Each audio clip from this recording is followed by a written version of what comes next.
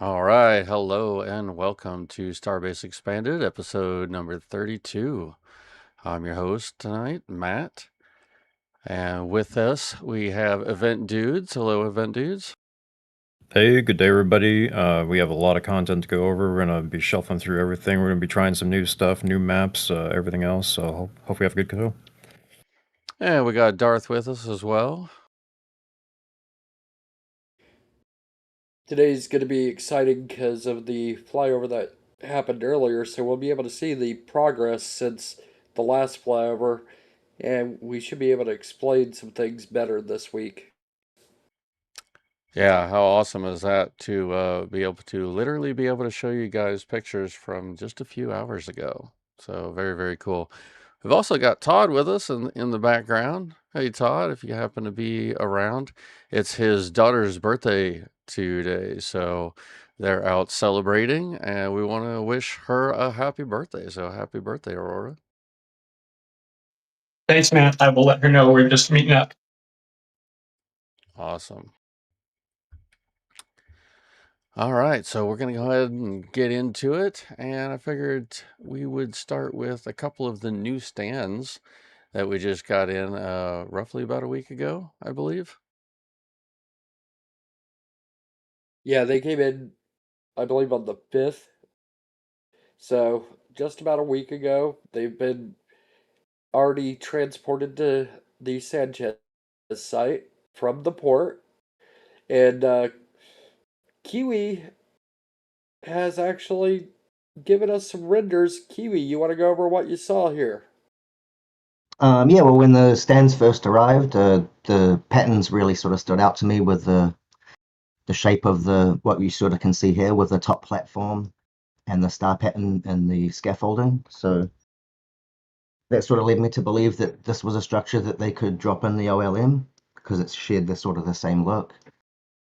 So I went to designing and quick sketching, as I would say, this one, and yeah, it looks pretty good. The lower level here.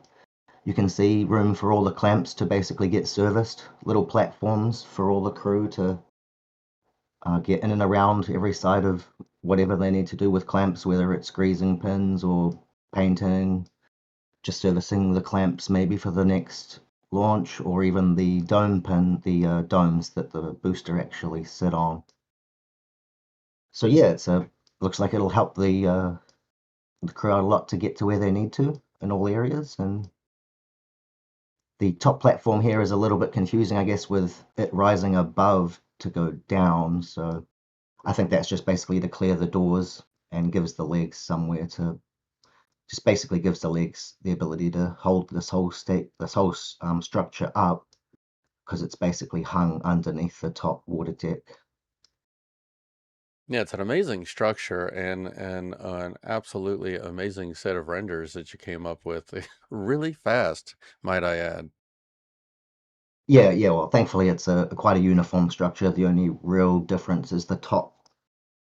So yeah, the bottom was relatively easy. Yeah, I think that top platform allows them access not only for like things being lifted into the OLM, they'll be able to like help guide stuff down in to the arms when needed, but also I believe it'll give them access. They like to climb on top of the QDs a lot, the QD hoods. So I think when the doors are open, that'll make it a lot easier for them to access instead of having to build scaffolding every time. Yeah, I think it's going to be interesting to see if there's any more pieces that are going to be added to this. I can imagine like a slide or some sort of temporary stairwell from the platform so they don't have to go up to get down. I guess they can just keep it the way they have it, but there's a lot of access that they have for servicing, which we've seen them do now twice after both launches, and then of course, right all the way through the before the launches happen, there was the scaff, not only the platform, but then the scaff that rises out of it to get into it with a stairwell. So I'll be curious to see if they have another piece so they can just kind of easily get down to that access without going up to go down. But yeah, otherwise, it's an amazing render. Should be interesting to see how they lift it in there with a crane or otherwise fancy rigging through the chopsticks. yeah, I think it's quite neat how the stairs line up with the QD doors, and yeah, it should be relatively seamless for them to access. Yeah, I think this is going to get a lot of use in the construction of the new home for Pad 1. It would just help them speed up that build time so much with all the work that has to be done on the clamp arms. Yeah, and inspections after launch and that sort of thing. I guess they're very early on in the program for Pad 2, so I guess they're going to want to learn a lot after each launch. So saves them having to erect that scaffolding every time. Yeah, yeah, definitely. But yeah, I mainly see it being used for the construction because it took them months to fill out everything in the arms, and just having this permanent structure would definitely be, or not permanent, but a more rigid Yeah, design structure than scaffolding would help. yeah, definitely less rickety. And just a real quick shout out to Space Watcher for $5 for saying thanks for all you guys do. And following that, earlier during the flyover, Robert sent $25 through PayPal, saying to keep RGV flying high. Nice. We really appreciate that, everybody. And I think we'll jump right into a couple of pictures that Event Dudes just sent over, as well as a short little video. Oh, okay. Obviously, this is the S40 in the ocean, and this has been seen quite a while. I believe this was way back before the clouds started happening, and when Gauss Reyes was actually still there. They went over this a little bit on the main show, but this is actually just the setup that is going on. And as you can tell, they're Yokohama fenders, as they call them. They're just actually just kind of a crush course sort of scenario, inflatable, so that boats next to each other don't run into themselves and cause some issues. So that's what they've decided to go with. They've had this, as far as I can understand, all the way back when they were first going to try to do this sort of stabilization method. And effectively, all it is a simple buoy mechanism around the ship that kind of just stabilizes it a little bit, including the ship's tanks itself to keep it afloat. And then it has just a simple little bridle system that then is towed from the aft of the ship, as we can tell here. Yeah, relatively simple yet sophisticated setup. Yeah, and this is kind of interesting because the weather and the wind and everything that has happened since this picture was taken basically has been completely not this picture. There was several comments about the idea that these were tearing up the tiles off of the flaps and the body.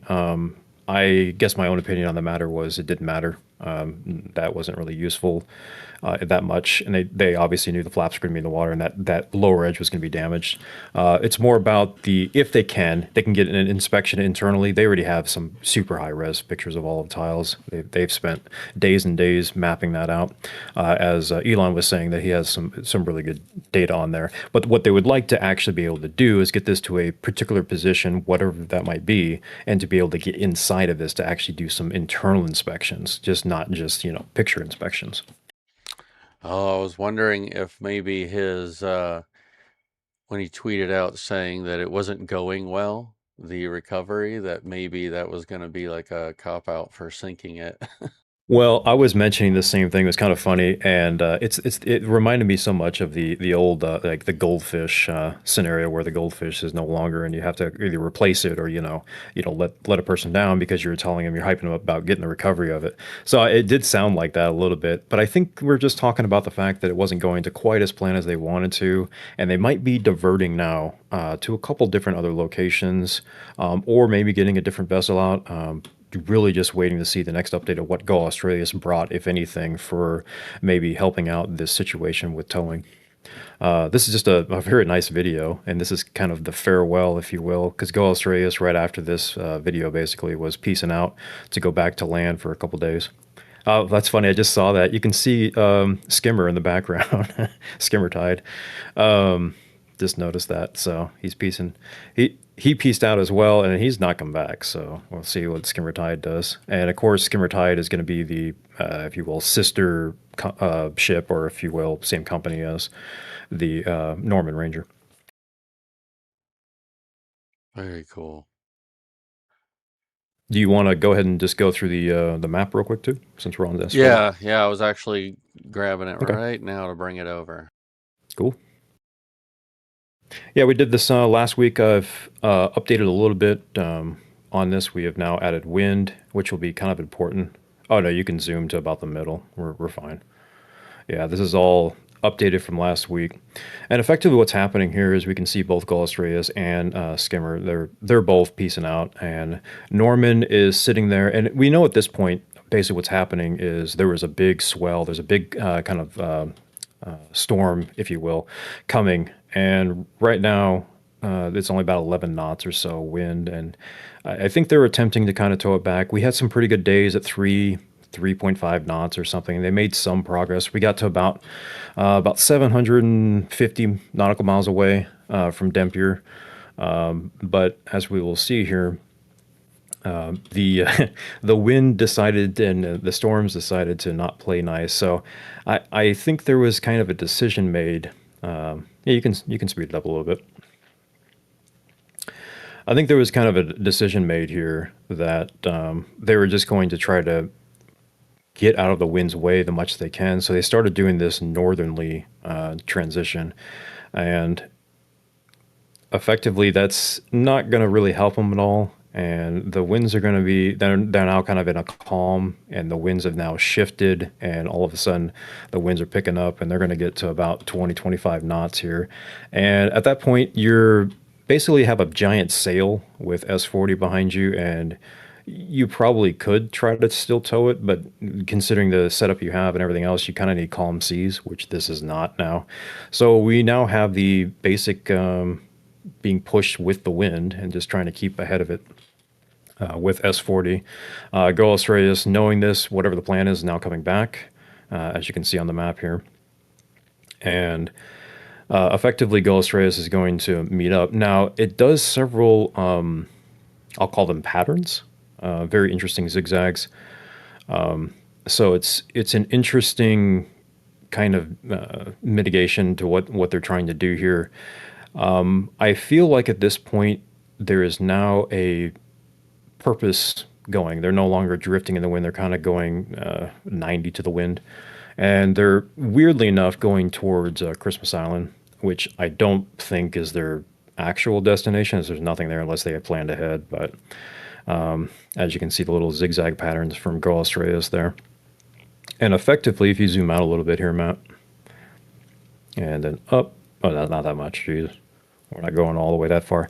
There is a little island that they're kind of headed towards, which is basically a nothing thing, unless they, again, have some predestination. That's about 230 nautical miles away, so not that far. If they could come up with some setup of temporary just bracing and something, and maybe they can they're obviously not going to rescue the ship at that point. They would just be able to stabilize it on land enough to be able to enter the ship and do some investigation if that's what they wanted to do, albeit they have to have a crew out there from SpaceX somehow get in there. There is basically no ITAR agreements with any of the countries north of here. Australia is the only one that really has it. There is an extraordinarily, the biggest, I think, semi-submersible ship not that far away. I don't think that's actually going to be used here, but it's in that direction. So that's another possibility. And then, of course, we're waiting on what Skimmer is going to do, if it's going to come back or not. Could Christmas Island just be used as a port or shelter?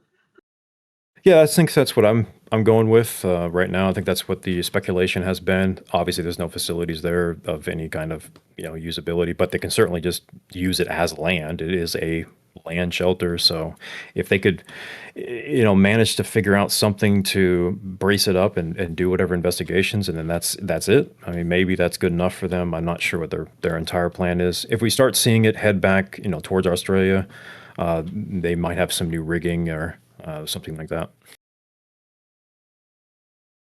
Hi, just quickly, Christmas Island is a territory of Australia. Oh, that's good news. Okay. So we just need to get some sort of equipment out there, realistically.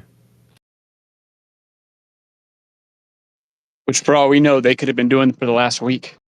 There hasn't exactly been boat traffic there, but yeah, maybe. Maybe that. I mean, their plans certainly changed when we started stop going towards Australia to the east there, and we started going north there. So certainly could have done something at that point. I was really looking for any kind of like helicopter. I don't know if they could even reach there, to be honest, or plane to do some drops of supplies or something. But I think we're just going to be waiting on Girl Australia's and whatever they have to makeshift some sort of something or other at Christmas Island. Is there an airport or anything there? I'm not aware. Yes. I'm just wondering if maybe they could drop one of those, real big army planes or something in there and just chuck it in the hold and take off. It appears there are no real ports of shelter. There's no sheltered basins around the island, and it appears to be kind of cliffy on the beaches. There is a small airport, but I'm not playing any kind of large plane in there. All right. Yeah. I don't know of any large plane that would fit inside of. Yeah, for sure. Well, not one piece. Yeah. There is an airport there.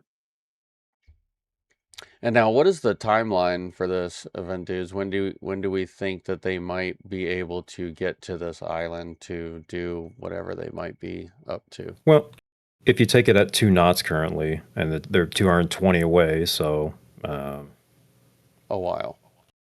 Well, I mean, yeah, it just depends. I don't know if they're actually. Again, I don't know how they would enter that. It's like they're saying it's really cliffy. It looks like, so I'm not sure there's an actual good place to get to that island.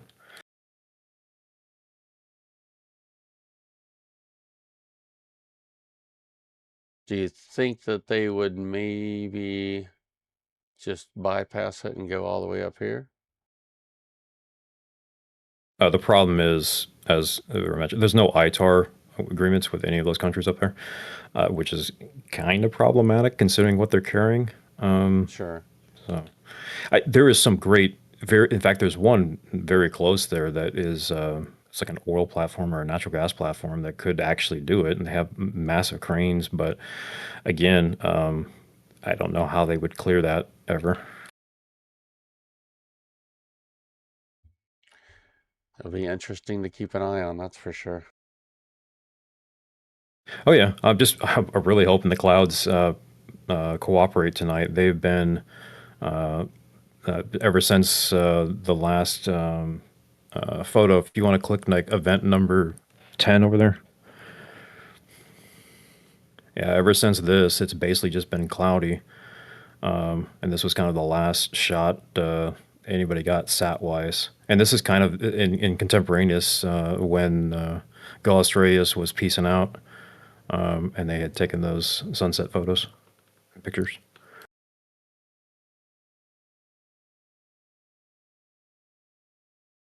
Yeah. And we went over this all last week, but this is the more interesting one. That skimmer right there is the one towing it, which was very odd. This must have been just kind of a test setup. Still very unclear about this because there's no Yokohama fenders around the ship at this point. They're just effectively towing it to get into place, and then Norman Ranger would very quickly after this pick it up. So you think maybe it was starting to take on water and that's why they brought in the bumpers, or? No, this was the idea the entire time. I'm not sure what skimmer was doing there. Only positioning it or maybe turning it specifically so that they can line up the Norman Ranger with their speedboat and everything else to get it. I'm not entirely sure why they were towing it like that there. They might have been in a dangerous kind of traffic area as well for shipping. Towing that without the bumpers may and tail first like that may force the tail down into the water. Putting the bumpers on may alleviate some of that. Oh yeah.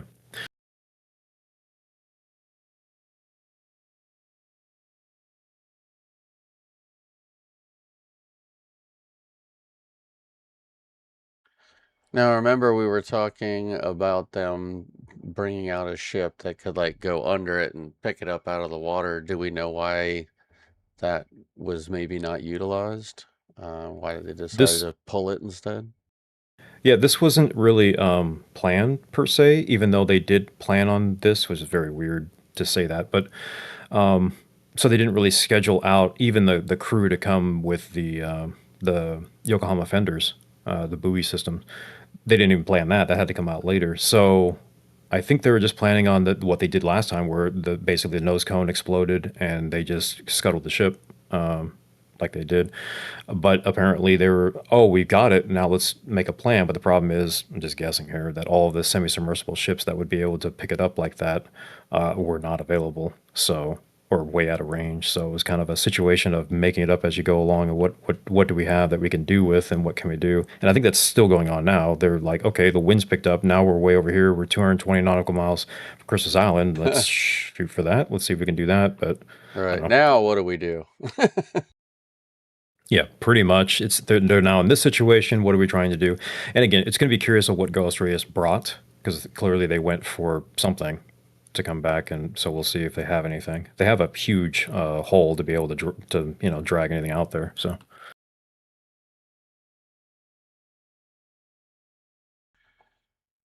looking forward to seeing an update in 4 or 5 days once they get out to that island.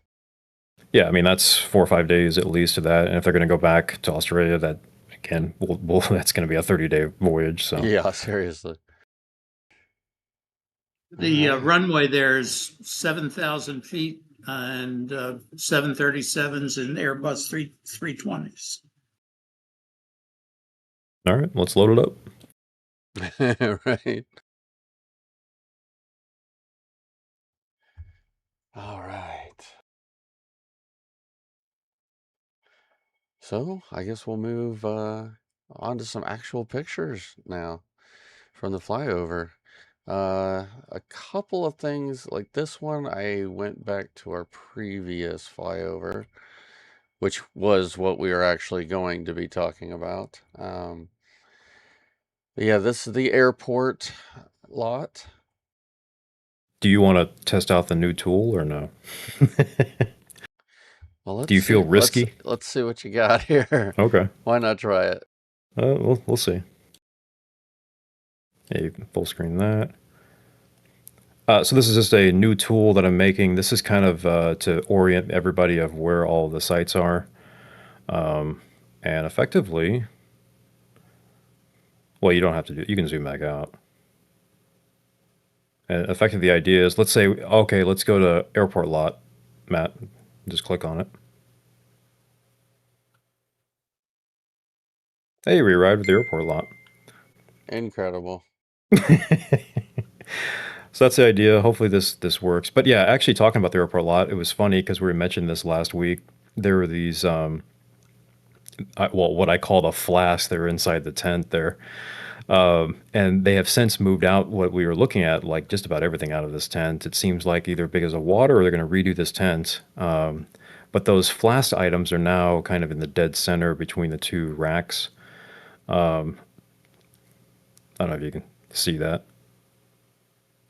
To the middle. No, oh, sorry, up, right. up to the right. Yeah, sorry. Above the tent to the right.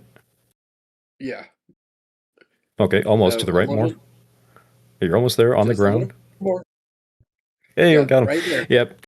So I was just joking about the flash things. Actually, we discovered these are valves. Interestingly enough, Yeah, and they had moved up. Go ahead. I was just going to say, yeah, those are butterfly valves. Yep, and they've moved a bunch of those pallets out of that system and everything else. So curious to see if this tent's going to go away, if we're going to get some redoing. And of course, they're always redoing their storage systems here. But that was just a curiosity that came out of here. Yeah, I did notice that some of the pallet racking and stuff has been destacked and taken inside, so that's another big plus. As well as up over here, we had that big piece of something that had scrap spray painted on it. Well, it's gone. So they're starting to clean up little by little. We can see a bunch of trash being filled up here and there. So yeah, it's getting there. Yeah, it's amazing they would actually get rid of something with scrap on it. I always keep joking the little blue X's are fine on all of their pieces. They're probably shouldn't be fine and be thrown away, but yeah. All right, so now how do I back out? Oh, home. Very cool. So the only thing that I haven't really kind of gotten is if we had alternate views or something of a site. I don't know if I could load them all, but that gets convoluted. So it's going to be interesting switching back and forth between the galleries that you have and then the actual airport lot, that kind of thing. Yeah, if you want to click on that, we can. There's nothing there. You can just click on it. It's just kind of funny right now. Obviously, Saronic hasn't built anything yet. They're still in the in the planning Yes. phase. This is just the picture from them regarding what they plan on building. At least in this particular 834-acre lot, they have a up to 4,100 or so acres that is all encompassing of this. The only thing of note of this is, which I've been researching, this is actually the dredge site, if you will, of what the spoils came from Rio Grande. They were using this as just a dump site. So that's what Ceronic's going to be building on. And for those that don't know, what is Saronic and what are they building? Yeah, so Saronic is a huge player, if you will, or trying to be a huge player, if you will, as a commercial partner in the military, mostly military contract. They have drone ships, from what we have seen, utilizes, but they are talking about making, yeah, as you see, they're making some pretty big ships. I think they're talking, up to 1,200 foot. 800 to 1,200 foot ships. Their main one right now is called the Marauder. So that would be interesting to see here. I don't think they're going to start with that. I think their bread and butter is more towards the smaller end. But we'll see what they do as far as the shipbuilding. Yeah, it's going to be a really neat site to follow along with. Yeah, massive 3.2 billion that they have basically committed. It should be like 10,000 new jobs, that kind of thing. So a real boom for the area. And it's this entire area, isn't it? Doesn't it Oh also yeah. have this area and all that in it? Yeah, so if you can see kind of the outlines of the couple dredge areas there, but they have all of that as part of the parcels they could use in the future. They're not starting there, but they're definitely able to do it when they need to in the future. I see you have clicked on the Hatchet site. Now, the Hatchet site's an interesting new one that I think is going to be the replacement for either the Giga lot or the airport lot for storage. And this is, as you see it, it's just going to be 1 month of them flattening out the land, geotextiling, sand, and then having some gravel poured on there like that. And the other thing, which was kind of confusing, is they bought the rest of the land, so it's no longer a blade with a handle shape. It's now just a rectangle, like a long rectangle. So they have both those lands, but they seemingly hadn't started building on that. So maybe we'll see them fill that in as well. But yeah, you can see them just doing normal. We've seen this, hundreds of times. Their MO of clearing out the vegetation, putting down the geotextile, putting down a base layer, sand, something like that, and now putting down the gravel layer. And then, pipe and runoff and everything else. Yeah, definitely. Yeah, they do it a lot for their warehouse on wheels for Tesla and other ones. Yeah, so this is an interesting site. We'll see I'm actually more curious, not necessarily in this, because we kind of can see what's going on here, what they're going to put here, what's being moved here, what's being staged here. Are we staging stuff for Huddleston? Are we staging stuff for another Giga? Are we staging more interesting parts for future developments? So. Or will it just be a storage lot for some of the upcoming construction that's going to be going on in the area? Yeah, it's interesting because it's so long and narrow that it's a Yeah. long drive. If they have to get something way in the back, I don't even know what you would label that as, like triple Z, Yeah. rack or something like that in the way back. It's like, oh man, you're gonna spend half a day getting that thing. Yeah, I do actually have a couple of pictures on that I was going to talk about. Let me see, because I have a distance shot that kind of shows where it is.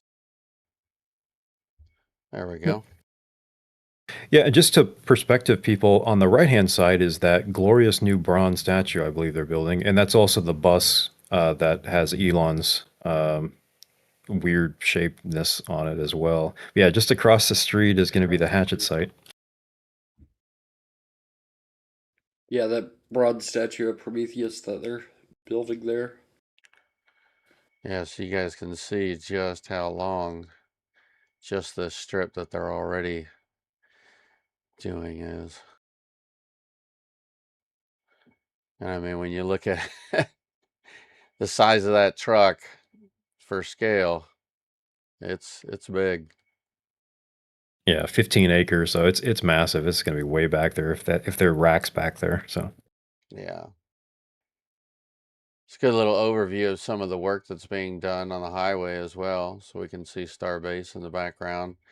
But you can see with the highway, it's actually been repaved throughout a lot of it currently. And as we come down and around, you can see where it meets the old. And if we go down even farther, we can see where a lot of the work is still being done to finish it all up. Get this double wide, right? yeah, this is an Yeah, interesting project. Yeah, go ahead. yeah. This whole Highway 4 widening project is being done in phases, so it's gonna be a while.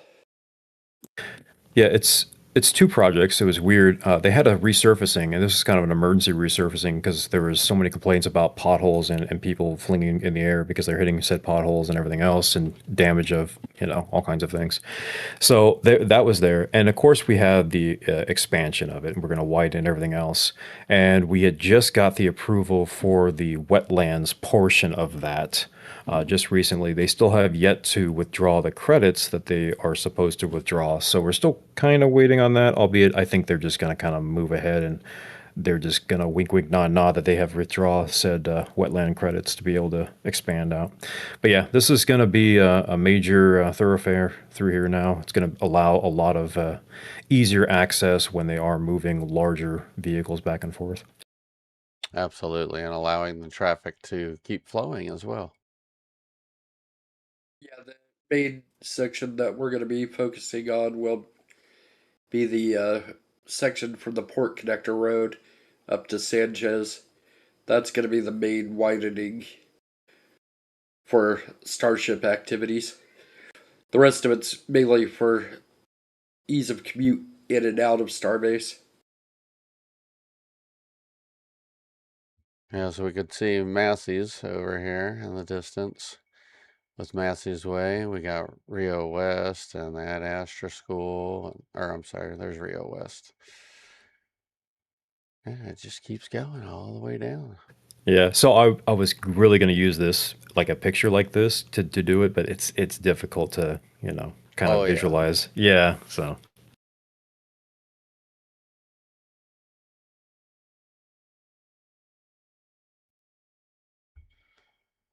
All right. So while we're kind of out here, we'll go ahead and hit a couple of these sites, like Rio West.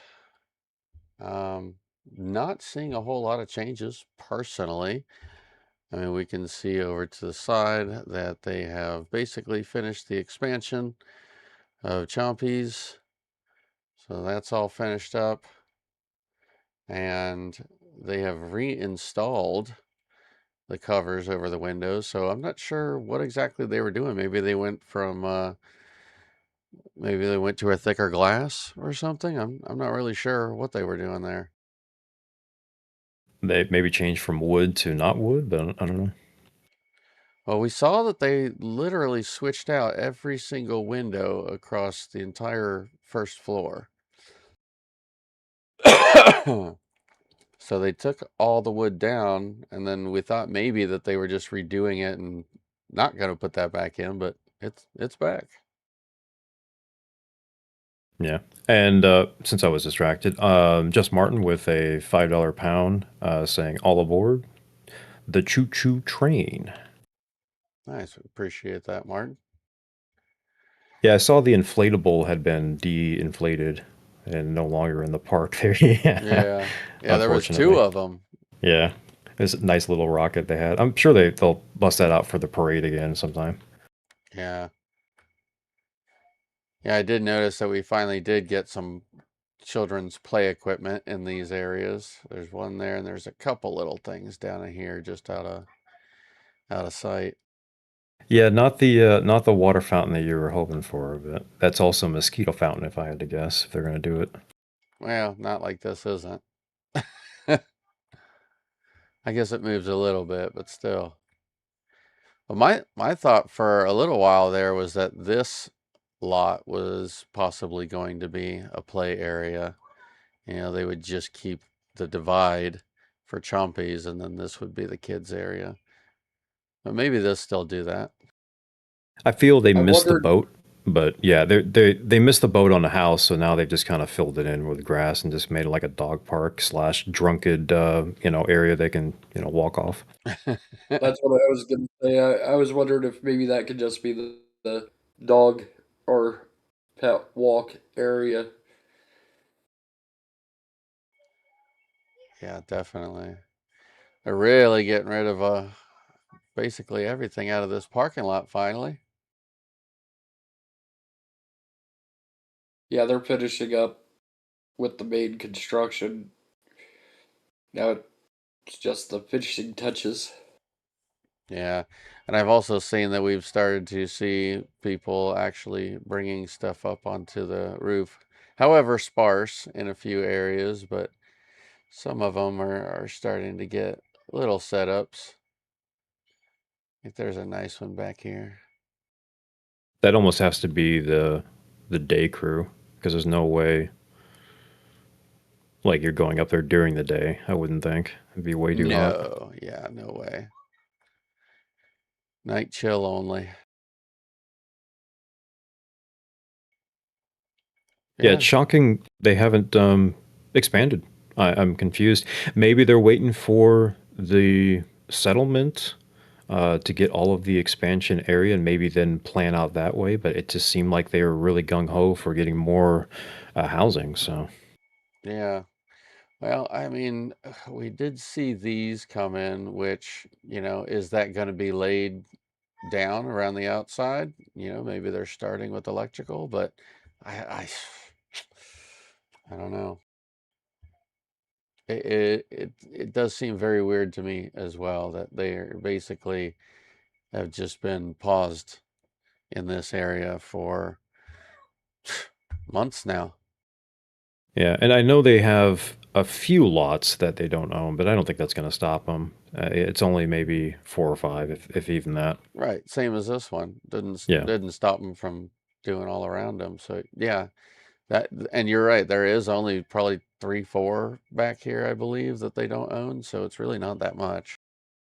Yeah, and doubly shocked they have not decided to put in that corner store that they were originally going to do, and they've just left it bare as well. So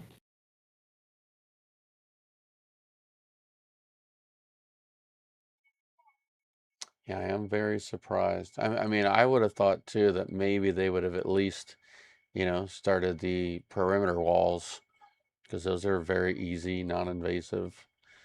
But they've just declined to do anything over here other than straightening out the road. Because I thought that was going to be the call. Like, all right, here they go. They're working on the road now. Houses are going to go up immediately, and nothing since clearing the road. yeah, and apparently the train did work. We have Yazada with $5 saying Borden Martin's train. We then immediately after that had $10 from Fly Jake saying keep up the great streams RGV. We then had $10 right after that from PN What saying I am once again asking where the diner car is on this train. And then immediately after that, saying $1.99 from Brian Aries, saying thank you for your donations. And I do thank all y'all for your donations. You guys are awesome. We really appreciate that so much. So, I saw the question there from Six String Simpleton. Do we want to talk about that while we're over in this area? Well, I figured we wait until we're out to the brown lot, to be fair, but... Okay. Oh, is that about the brown lot? Well, it's brown lot adjacent. Oh, okay, got Yeah. Well, I will jump us over there next, but You want to fly us over there? Yeah, right. On the map? We could do it. I know. I made it. So on the other side of Rio West, real quick, we did see that they were working on these two houses, but interestingly, 3 weeks ago, roughly, they basically have cleaned up and cleared out, and nothing has happened since. Very, very interesting on that one. Yeah, and while nothing is happening there, we have a massive 50, I'm going to go with Australian dollaroos from Converted Hydrogen, saying Australian dollar conversion, laughing, and thanks RGV. And then we have Martin again with a $10 pound, saying choo choo, the food is in the end car. Interesting. I'll take food. We're going to fly over to the brown lot, or are you going somewhere else? You can go where you want. It's pilot's choice. Yeah, right. Aurora says, food? Where's the food? I'm in line. And she thanked you guys very much for your birthday wishes. We really appreciate it. Thank you. Absolutely. So while we're here at the brown lot, we'll go ahead and go into what the question is. Yeah, so Six String Simpleton saying, how close is Starbase to having water pumped in? I forget the term. Sounds good to me. Pumped in water. So this is the brown lot. This is where we've been seeing the developments over the past a little bit over a month. We have the water tank. We have what I'm calling capacitor tanks or surge tanks that kind of buffer the water flow, especially if they're going to be doing some massive flow in there, just to make sure there's no like hemorrhaging or breaking of the pipes. And it's interesting because we've been watching them. Oh, well, this is also interesting. I just realized. They're all blue. I was like, they're now blue. That's impressive. Yeah, exactly. So there was a pipe missing between the little, I'm going to call that a doghouse, on that top pipe section. And they were working on, they had 3 teams last week. I'm glad team number 1 is still here and they're pouring concrete. But that's now been reconnected. We've seen the teams work around both the capacitor tanks and then what is basically a chlorine additive building with the wash station next to it. So apparently we are doing a little concrete work. That's interesting. But to answer the question, they are extraordinarily close. Pipeline is effectively in. The pump station itself is in. They're just making some final preparations on that. The connection over to the launch site is basically in. And we are flying to Gigalot to see the lift station, I guess. Well, we were talking about water and everything, so I just figured we'd kind of show it real quick.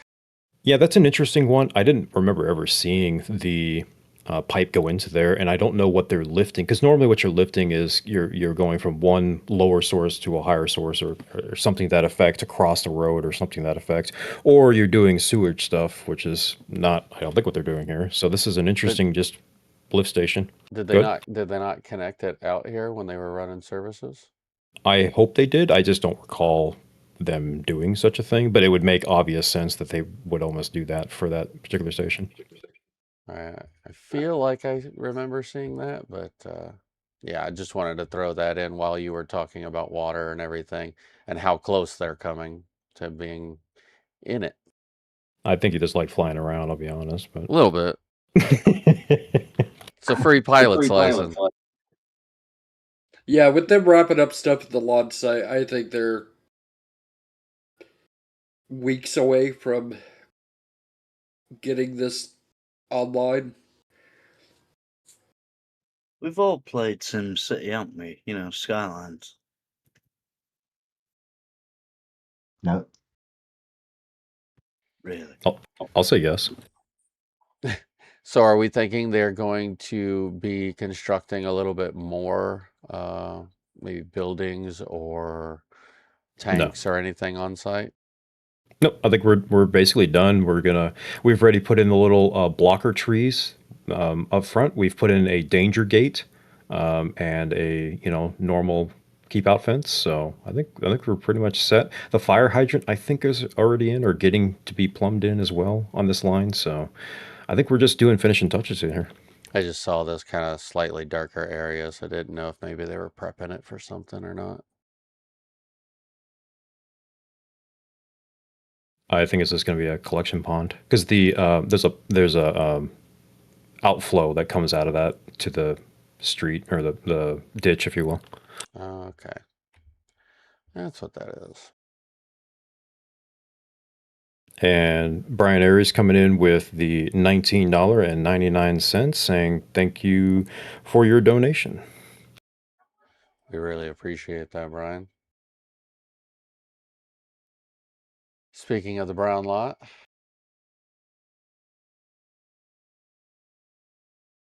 Looking more white today, weirdly enough. Yeah. Kind of is, honestly. Even though we're seeing some white things disappear. Right. And while we're here, me and Alex have been obsessing over those crates ever since they first showed up. You're not the only one. And I think we're pretty much under the consensus that those are the heat exchangers. For the heat exchangers, they're going to be not like those. Think of the Lind site where the cooling towers are. Those are basically the fans that are going to go on top of that new building they're building at the ASU. Oh, so you think it's those, huh? It's my opinion. If it's not those, they're mega packs that are just waiting. But Mega packs most don't likely, ship like that, though. yeah, normally they don't. But that's why we're pretty sure they're probably the the tops for the cooling towers. Right. Plus, if they were mega packs, we would have seen them going in over at Sanchez, because these have been around since, well, before any of those were there, actually. Because there were 6 of the older ones there for a while, and those got moved over to Massey's, and all brand new ones came in. Right, and they're still making room for a lot more too. Right. But we would have definitely seen these shipped out had they been that. But boy, when you said heat exchanger, that it sure does look about the right size for that. Yeah, these are just the basically the big fans that we see on the cooling Right. towers.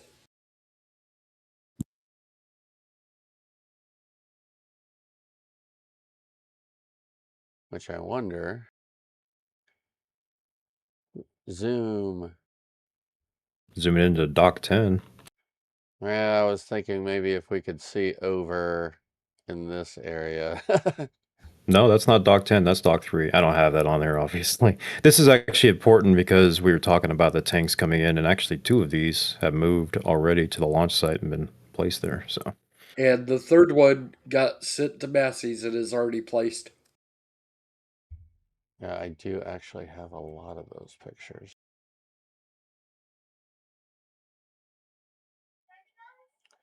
We can jump over there real quick.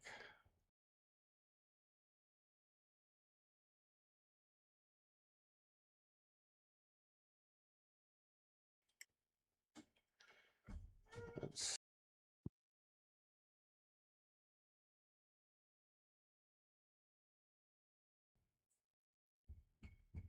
So here's the end of the port, where we actually do see work still going Going strong, actually. Yeah, that Dock 3, they keep doing kind of weekly updates on that, how much money and what they're buying and everything else. So it's still on pace to get done. Oh, so like the video that we watched a few weeks back? Yeah, they do similar things or updates about how much money they spent, where they're at, if they're having difficulties, that kind of thing. It's fascinating to watch. Not for everybody, obviously, but you know they looking pretty strong on their pile game though. Yeah, absolutely. They've got a lot in. Looks like they're practically done. I mean, they've got a few extras around, but not sure where those are going. Yeah, extra parts, you don't need them all. Sure. SpaceX, please take note to the perfect lines and it's all spaced right. It's not crooked. Just come on. Speaking of Yokohamas. Oh, more of them, nice.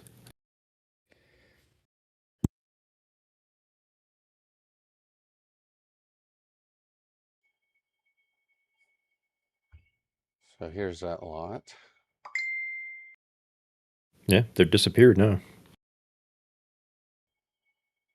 They sure have.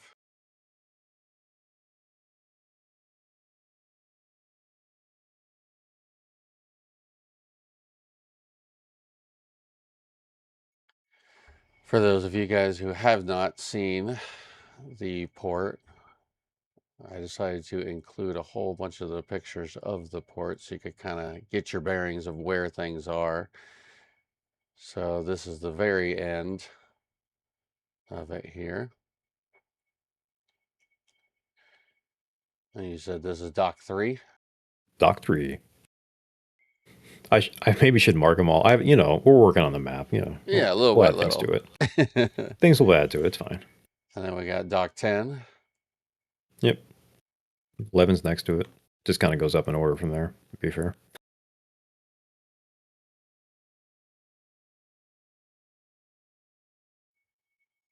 As we go a little bit farther down, you guys can see some of the other industry that's going on around.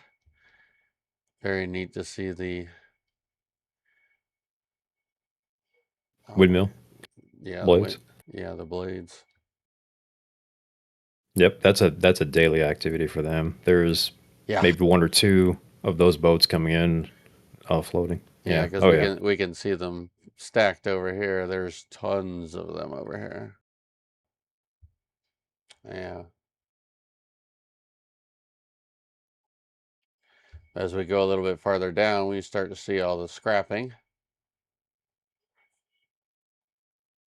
There's lots of scrapping of boats going on here. It's nice to be able to see it from a distance, as we usually see it a little bit more close up.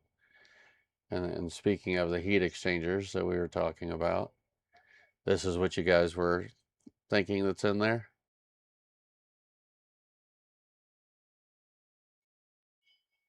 Darth? The cooling tower version, or yeah, I think that's a little bit different version of what we're expecting, but it should be kind of the if you imagine like an HVAC, that the water runs down the kind of radiator side. That's just the fan that goes on top of it. Right. Doesn't Tesla use those? Doesn't Tesla use those for the AI compute cooling? Yeah. Oh yeah. A lot of people. These are specifically for Rio Grande LNG, but yeah, a lot of people use that style cooling. It's interesting. We haven't seen on the renders anything fan wise, so it'd be interesting if we're going to get some, or if it's just going to be some interesting LN2 recycling cooling going on. Yeah. Yeah, it will be definitely interesting to see. I'd like to see cooling fans personally.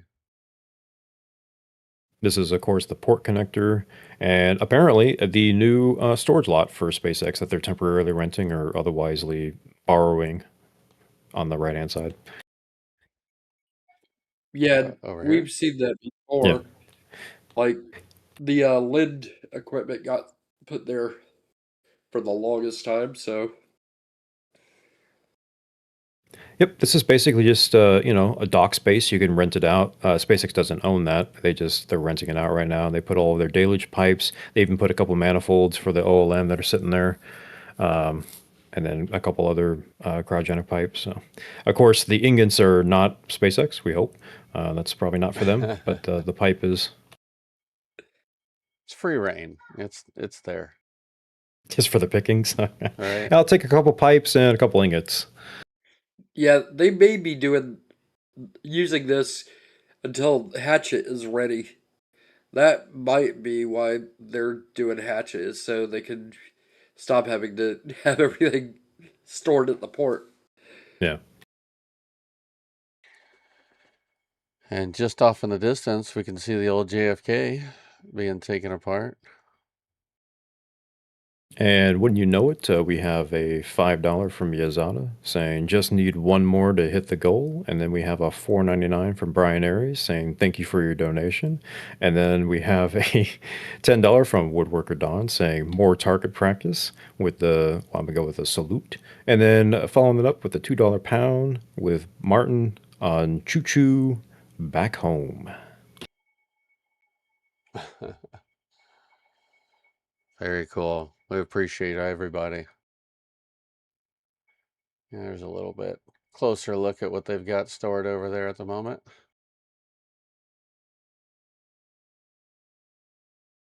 Yep, we got all kinds of jumbles of pipes. You got the vacuum jacketed, you got the standard deluge pipes, which you could use for a lot of different things, which is green coated, if you will, the epoxy coat there.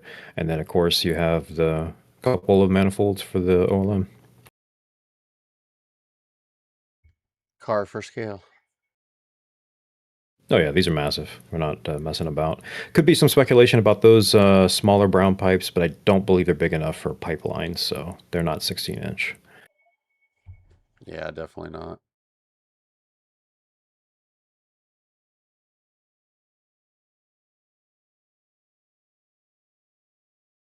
Still a mystery breakover item that they're putting Yep. together, and it's probably not a breakover. That's just a joke. Oh, there's writing on it. Zoom in a little bit. Just some numbers. Yeah, that's not the writing I was looking for. They've at least progressed by putting the two frames together now, which is good, I guess. Yeah. So earlier during the flyover, I was saying that it kind of reminds me of, maybe they're going to put some axles back here. Yeah, it's a ginormous tractor trailer. I mean, it could be. I mean, it does look like a vehicle chassis. It really does. Old school style. Yeah, with the the gussets offsetting the top. Right, exactly. Axle, and that's the thing with this, the over axle part of the frame. It just, I can't not see it. Yeah, and there was a picture I know we got, I believe in the last flyover, of some of the windmill blades on rail cars, and one of the pictures actually had the windmill blade showing the rail car under it actually at a diagonal. And I thought that would be a perfect way to explain how they're going to be doing the horizontal transport.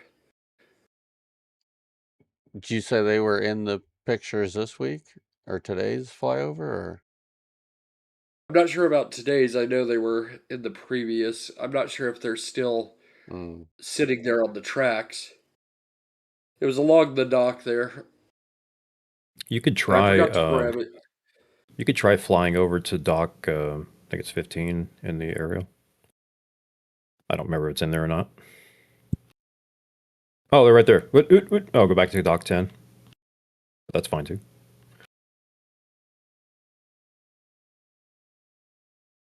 Zoom. Yeah.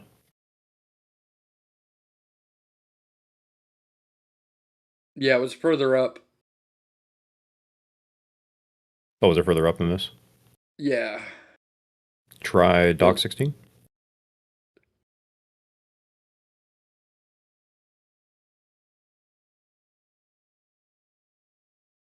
See, it looks like they're using 3 flat cars for one blade.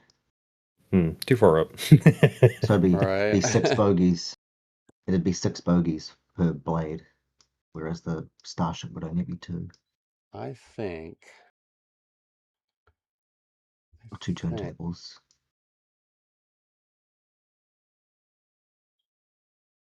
So I've got basically everything down this line.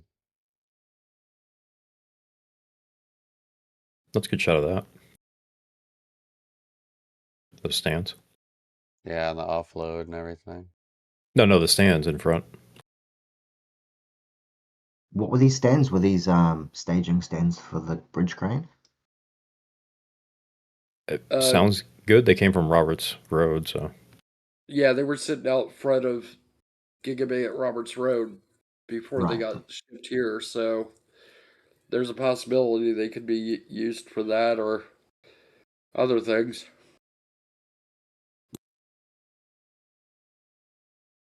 Well, it looks like we just don't have it. No, like I said, they were in Oof. last week's flight, the previous flyover. That Looks gives like you a everything. little bit of scale. Yeah, basically a road transport strongback for the booster of the ship. So maybe those black turntables would go at each end. Yeah, there you go. So 1, 2, 3, 4, almost 4.5 cars long. It's huge. Yeah.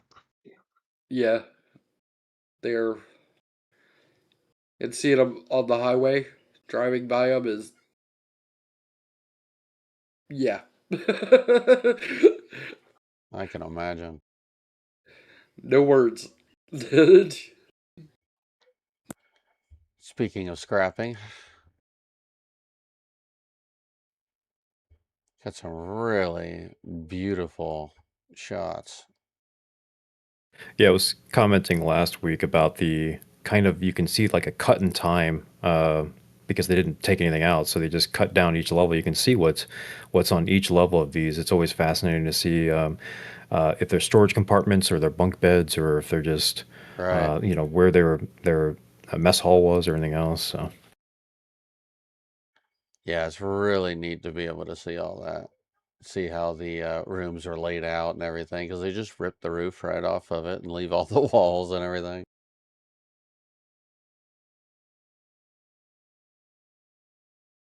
Yeah, just torch through the sections and lift them out. Yep, faster the better. Yeah. I mean, Reverse construction, for basically, isn't it? example, look, this still has the dryers attached. Yeah. Showers. Is that showers in front of it? Yeah, a couple of showers. It's a whole bathroom. There's some more showers. That's crazy. Yeah, that is wild. And that came off the ship in the background here. There we go.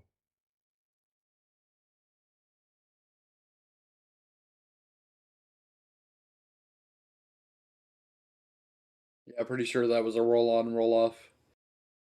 Like car ferry. Yeah, all the tie downs. It's got a neat little ramp there. Hundreds of tie downs. Yeah. Probably thousands of tie downs, actually. No cut. And yet they cut right through the no cut.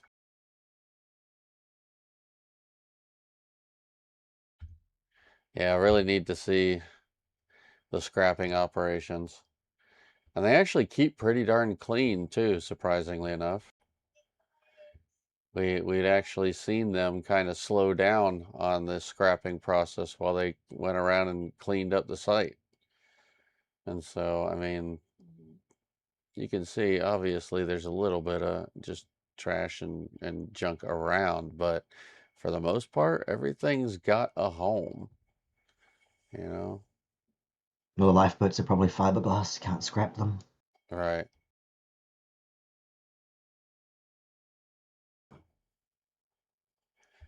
Really neat to see, though. Oh, yeah. Impressive.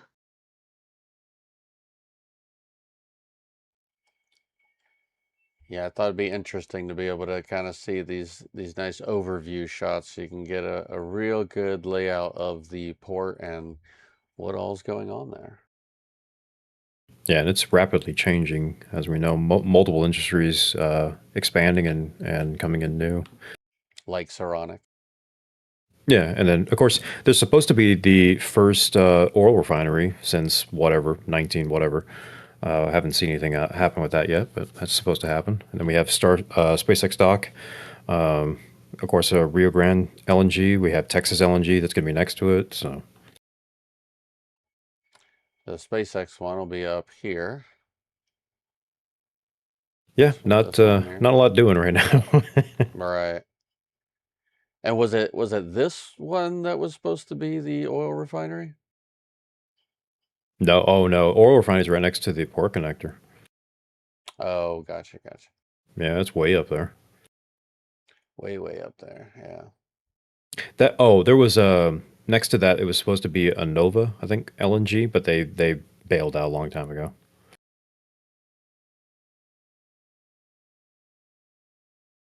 Some kind of equipment going on down there. Yeah, I think it's a monitor or sensor or something like that. Mm-hmm.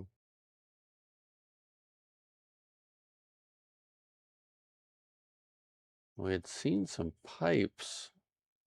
They're here or over here for a while. The dredger was dredging, and for whatever reason, they were using that as kind of like a staging area. That's what that was. Okay. Yeah.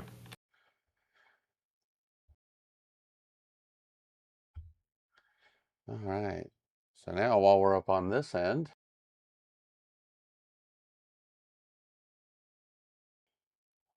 Hey, it's Rio Grande LNG. yeah. Yeah, this is a massive site. They continue to grow. Um, they're still on pace, which is, in fact, they're ahead of pace. To be fair, they were projecting 2027, but they're actually projected now to be first half gas exporting from their first train. That's crazy. Yeah, so we can see a whole bunch of piles here for this third tank that's going in. Looks like they're really close to being finished. Yeah, that's just extra. They obviously don't need that for a long while, but they need to stay ahead of construction. They need to stay ahead of everything. So nice to see that. In fact, there's another one. Yeah, and as we know, I mean, these do take a while to construct. I mean, they're still working on these two, for that matter. If you go to the right, is that another CFA? Over in here? Oh yeah, they're doing a fourth one, that's for sure. But I thought they weren't going to do this because they were kind of staging everything for the third one here. That's what I was wondering. Is he started or he just kind of chilling? It looks like right now. Looks like he might just be parked, but I mean, if it didn't hurt, I would say go ahead and do it. There's a huge pile of files right to those left of him. They might just be going ahead with it two at a time. Tune in next week. We'll have maybe some piles in there. Yeah. We'll definitely know by then. We can see some more down in this area. So it looks like another new building or structure is going to be going in here. We've got some trenching work going in and around. Bunch of pipes up here. So yeah, there's still just so much to do. I mean, look at just all the wiring staging.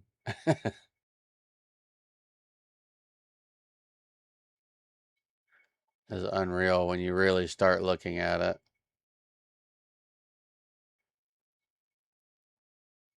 Electrical, still getting them foundations all put together.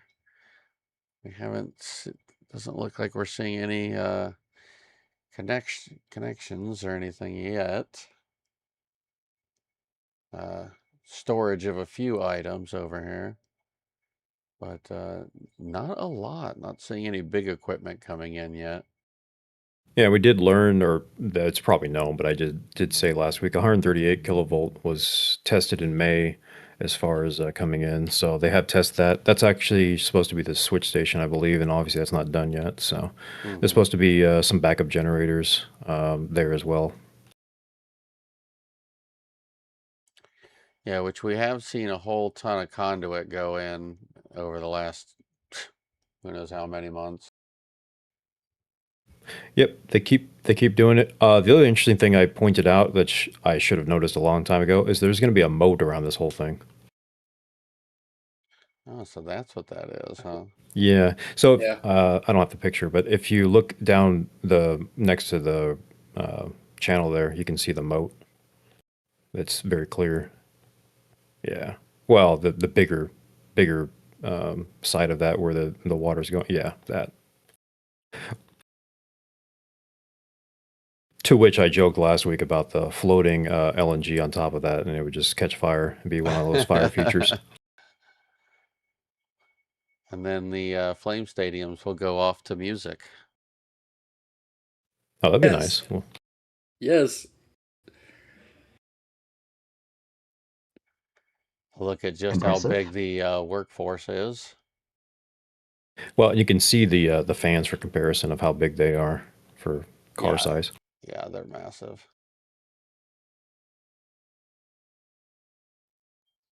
Yeah, I think Look like before the we were saying that the radiators that are built into the bottom of these things are probably, anywhere from 2 to 3 feet thick. yeah, if you scroll back out, it looked like the language of the ancients out of Stargate. I do not know the reference. Now look at the absolute crazy amount of logistics that it takes just to get these people in and out. All those buses.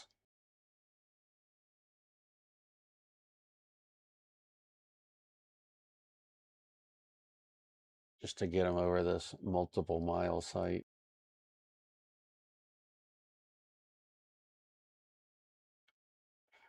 So as we're looking at it, we can see, I believe this was train number 3.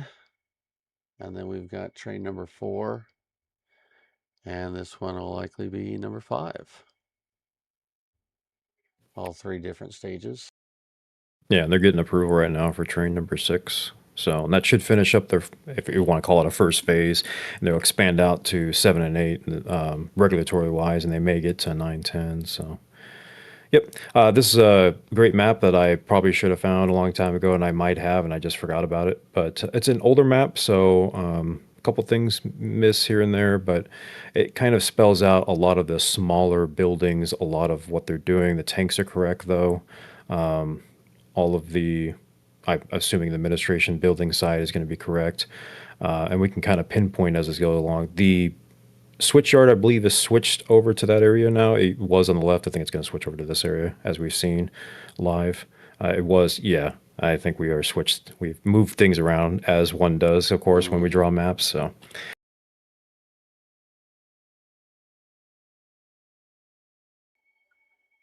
Yeah, we can see that they've basically started with the heart of the operation. All the big mains getting started and then branching off slowly. Yep, absolutely.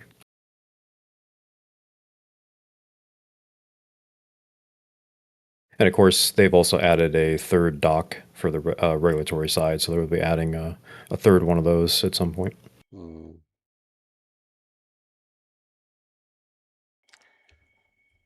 Progress on the 3rd Flame Stadium's coming along well. Yeah, said this before, but I'm really excited for whenever they do their first gas test. That should be towards the end of the year. Yes, I hope somebody gets that on video, or maybe they even take video themselves and upload it. That would be incredible.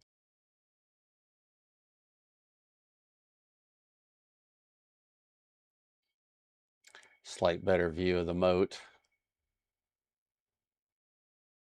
Yeah, I'm sure there's a better name, but that's what I was going with. So Yeah, it's the easiest way to describe it. We can see on these trains just how many of these heat exchangers there are over top of them, and it's just mind-bending. Yeah, it'll be interesting as we move along here. Eventually, we'll have a mini version of half of a train or so at the launch site, where they'll be doing very similar things with acid gas removal, purification, water removal, and then, of course, liquefaction of it. That'll be neat to see come into effect as well, as we'll be able to really see how that gets put together. Yeah, I know we mentioned it before, but this is not supplying LNG to Starbase at all. They're just going to have their own gas liquefaction plant, just like this is, miniature version. Right, they're actually going to be getting it from a little bit further up the road. A little bit further off down here. So we can actually show that with that interactive map. Do we think Tesla bots will be able to build all this?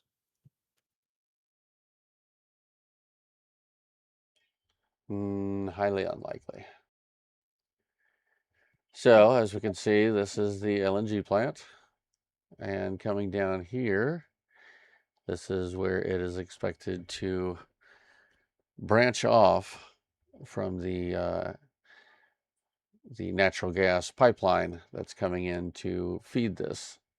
So I don't know that quite yet. There's two pipelines. One of them goes to Mexico, and then one of them's being built, Rio Bravo pipeline for this specific Rio Grande LNG. But they have recently decided to put both to that LNG plant. So my expectation would be if they're going to do it anything, it's going to be the one going to Mexico because that's already live. So I'm going to guess that one, but we'll have to wait and see in the documents if they tell us which pipeline they are actually tapping into.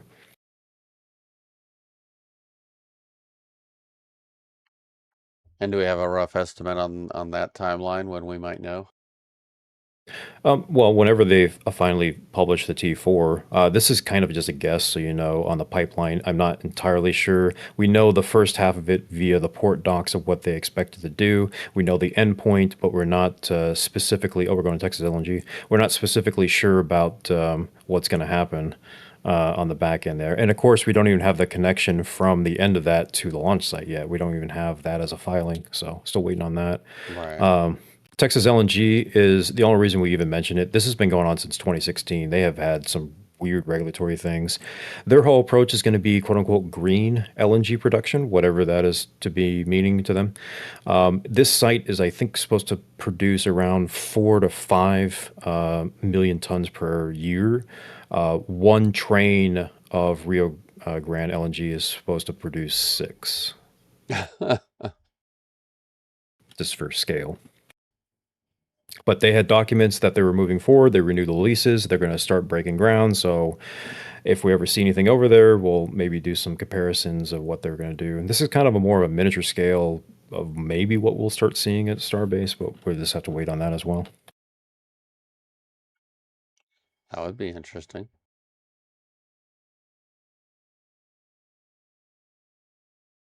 Yeah, and speaking of Starpipe, we've seen some ground tracks, and that's about the extent of what we've seen. No setups, no drilling rigs, directional boring, or anything else like that. Just some ground tracks, and we haven't even seen cars with the ground tracks yet. So Yeah, if you get any of the wide shots pointing north from the build site, or even south from the port towards through the South Bay, you can actually see the definitive line that goes from San Martin all the way over. Yeah, we showed that probably about a month ago, I believe. We had a really yeah. good picture of it. Yeah, just about any one of them. It shows it really clearly on just any given day. You can see it. So, hey, WW Steel lot. Yeah, I did notice that we're really starting to run out of steel. I mean, obviously there's a bit left, but nowhere near what we had just even a month ago. Yeah, that's a good thing though. Oh, absolutely. I was curious, I mentioned this before, if they're going to start piling in steel for the next project, if that's Huddleston or if that's going to be Giga 2 or whatever. Right. Well, that's almost why I was thinking that maybe that other lot that they're working on, maybe that's where they're going to start staging it. So, just to be a little bit closer. Maybe. Again, the aforementioned, if they stage it in the back, it would take them 10 days to get it out from there. Yeah, seriously. Yeah, that's why I'm thinking maybe the stuff that's currently sitting at the port for Pad 1, they might be using the hatchet site for that. Yeah, we do got Gigalot, so Gigalot could be some staging as well.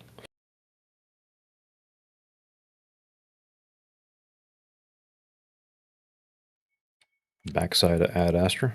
Yeah, running down Highway 4 a little bit here. Did notice a U-Haul. Not sure if they're as well as a dumpster, so I don't know if maybe they're starting to kind of clear it out and do a little bit of remodeling, maybe refurbishment. In theory, library, but we'll see if they ever come through with that, or they change. Oh, there's SME&Ts there, or if they're gonna change their minds.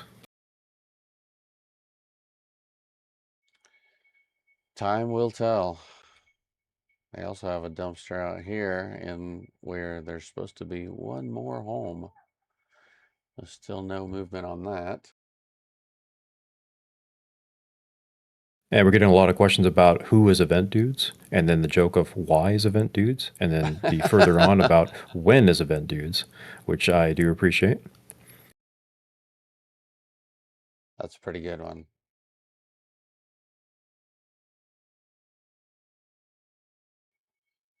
A couple overhead shots. This is Highway 4.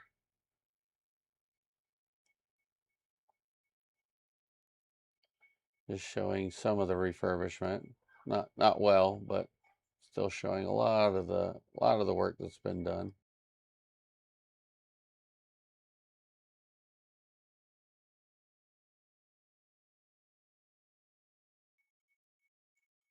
So we've got one lot that we actually talked about just a little bit earlier. I just wanted to kind of show the relation to Massey's. Yeah, Gigalot. Yeah, that's good to know where that lot is. Yeah, we did see a couple weeks back they flattened out the berm side there, and they decided to park a bunch of crane parts that were over at the Huddleston site, which was fascinating, Right. and other parts, that they're still using for the Giga construction. Yeah, but that's about all that we see going on in that area. Yeah, we'll see if it's an interesting area to always to peek on. Like, oh, what are you storing over here? What you got? What are you doing? Yeah, absolutely. So we got the school and some work going on next door. School's in session. It is. Yeah, Yes. people ask. We don't really show. We don't scroll in because school is basically going on whenever we are doing these flyovers. But I did see cybersecurity on both ends, so they're taking the kids' safety seriously. Very nice. Hey, your favorite let's guess what this field's going to be is getting more clues about confusion. Isn't that the truth? Yeah, so this was about the best view of it for today's flyover that we have. So we can see that they are curing the concrete for these areas.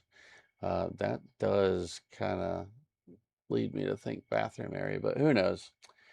Well, we know this is supposed to be a field house. Right. So it's just a question of, is there a track around this thing? What kind of field? What's the field going to do? I'm pretty sure there's going to be a track. When we look, there's a pretty clearly defined track coming in. But it's so odd because it's like a road. It's it's basically bumpers. So that's interesting. Go-kart? That'd be kind of awesome. That's what I would want in my school. We'll take that, right? I have But doubts, but whenever you look, human for scale, it's not that big. It's not very wide, and again, the bumpers. That's interesting. You wouldn't think that that's going to be a running track. I think it's going to be a walking track, and the bumpers are going to fill in that soft material that it's like a rubberized area to soften the floor up as you're walking. It's probably a walking track around the property. Why has the curve got a slope on it? For right? walking? Speed walking. Oh, yeah. Yeah, that doesn't make exactly. sense. Speed walking. Yeah. No, definitely go-karts.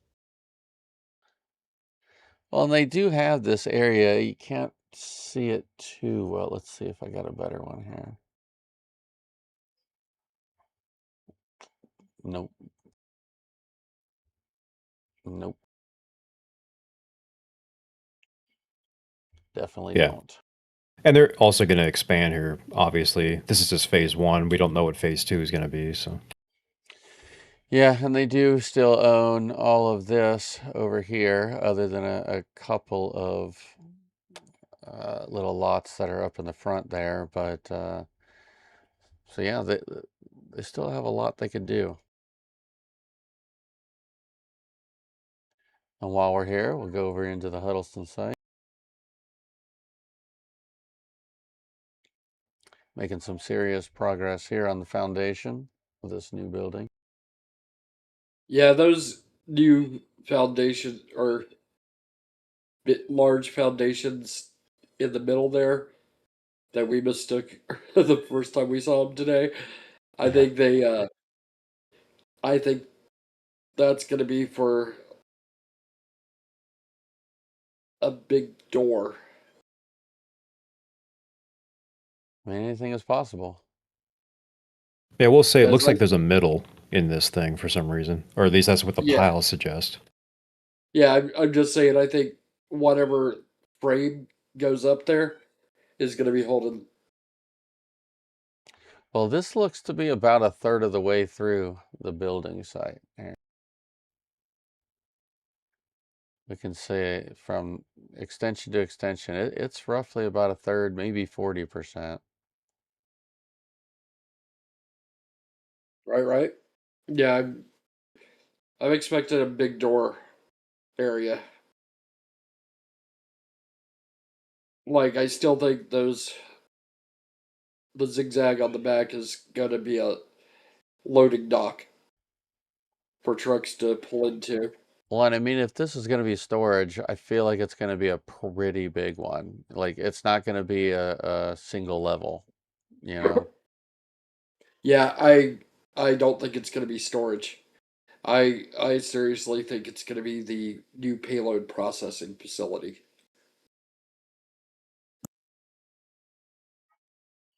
For Starlinks or Starlinks and Star Mines. Because those things are huge. We're talking 21 meters by 3 meters, I believe, are their dimensions when they're boxed up, let alone unfolding. So, excuse me, 7 meters by 3 meters, but they're still huge. And when you're talking about launching 60 of them at a time, that's a lot of Star Factory floor space being taken up. Right, but does that make sense to build that out here? Because isn't this supposed to be more of a test facility, whereas Florida is supposed to be more of the, launching and all that? They're going to still be launching as much as possible. You're not building 2 launch pads just for testing. Wouldn't this building be about twice the size of the Starlink building where they build them in Washington?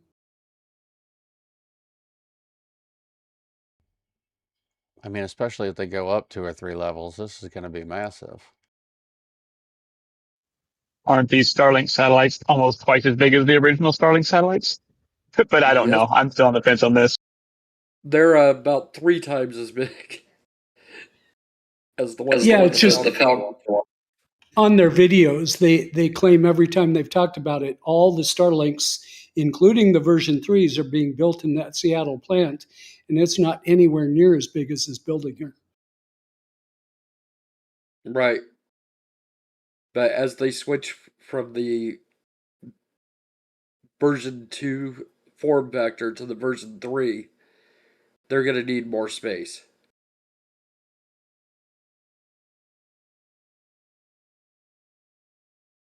Especially once launch cadence starts kicking in. And $1 million for the Starmind constellation? Yeah. Where are they going to put them all? Sanchez. I mean, it makes sense.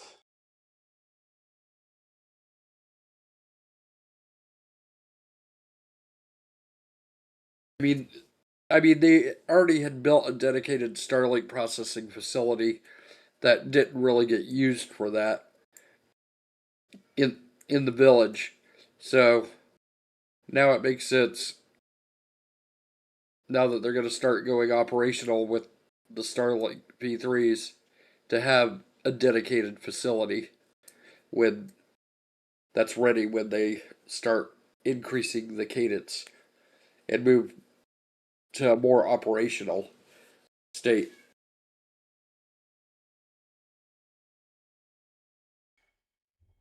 It's so exciting, honestly. All of this construction that's going on. It's just so exciting to see where this is going to be, in just 2 years, 3 years, 5 years from now. Right. And I mean, I could still see this being a new inventory spot, which, if they did that, that would free up the space at Sanchez to make the Starlink or payload processing facility. Wouldn't that make more sense? Yeah, yeah. I'm just saying that either way, whatever this building is going to be, it's going to be massive and truly utilized.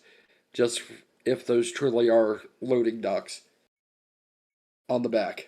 Yeah, the size of the footings definitely suggest a multi-story building. That's for sure. Multi-level. I would say probably at least 2. yeah, and 13 Bigger Dave asking the important questions about will that building be an indoor go-kart track? We'll put one right in the corner over here. Yeah, we do know from the filings that this is supposed to be called an inventory and warehouse, and it's also an industrial facility. So you have to have both of those components where that's where the idea of making Starlinks or something that effect here makes some sense. As far as I know, they're not utilizing the building that was originally Starlink for major things. That could go back to being Starlink now that they're actually producing them. Part of the reason it wasn't used in the past was because they weren't ready to actually launch the version 3s.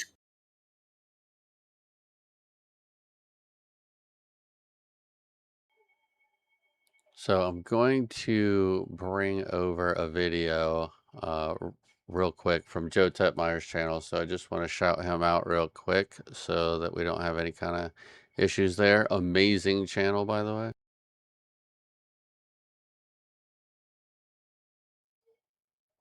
But this is going to be where they're going to be producing Optimus. And these are just massive, 4-level high. But you can see they have the exact same kind of like footing, basically, around the outside. Let's get to a slightly better view here. You can see, now these ones are a little bit bigger, so I don't feel like this is going to be a 4-level building. But these are the same type of square foundations all throughout this entire area, and it's the same as what was done in the Huddleston area. But yeah, this is Absolutely massive. Is So, there piles there or no? yes, yeah, they went through, did piles, then they also did Okay. the dugout foundations and everything. I mean, it's been going on for months now. Yeah, it just reminded me of Star Factory with they didn't do piles; they just did the massive foundations for the beams. Oh yeah, yeah, they did all the pile work first. But yeah, this one's 4 levels high. So, but again, the kind of square foundation is what makes me think it's going to be at least 2 levels, maybe even a 3rd level, possibly.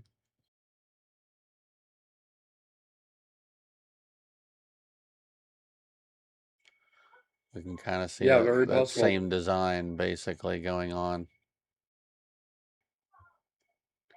And with how much they're reinforcing the perimeter, and with these are not small. I mean, as we can see, these are probably what, 8-10 feet long by probably 6 to 8 feet wide. So they're not small cages.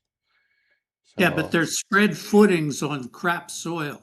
So they're wide and they aren't that deep, so they're spread footings. And there aren't any piles under them, are there? yeah, they went through and did piles on this site. Under those ones in the middle there? Yep. Yeah, they put piles through the whole site. Yeah, you can kind of actually see some of the spots still. But on a big footing like that, you would group piles together. You would probably do 4, 6, or 8 piles under a pad like that, not just a single pile, because the pad wouldn't do anything for you. Well, and I think that's another reason why the exterior foundation is going to be kind of pretty beefy as well, because, with the steel building, that's going to be pushing that load out and around.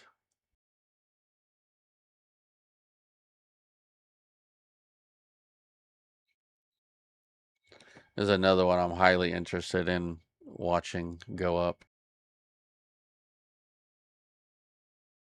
And Brian Ayers asking about, I thought they were building the Starlinks in the Austin building, which I'm gonna swing a guess thinking Bastrop, and that's where the user terminals are made, not the actual satellites.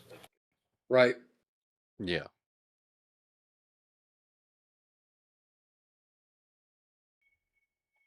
Yeah, currently the actual satellites are still made in Redmond, Washington.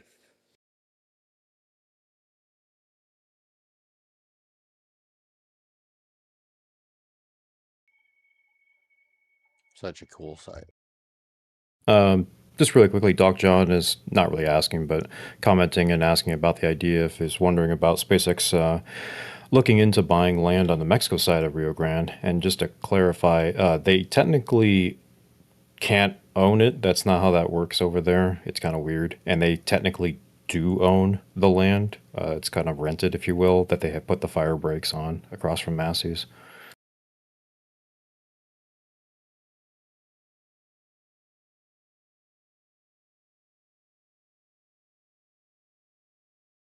And backtracking a little Those bit, ones. just real quickly, Malk in JW was asking about, do you think SpaceX is having a hard time finding employees, so they have slowed down building residential? I do not believe that in any way, shape, or form. Last time that they did that, it was a cash flow issue. Which they do not have.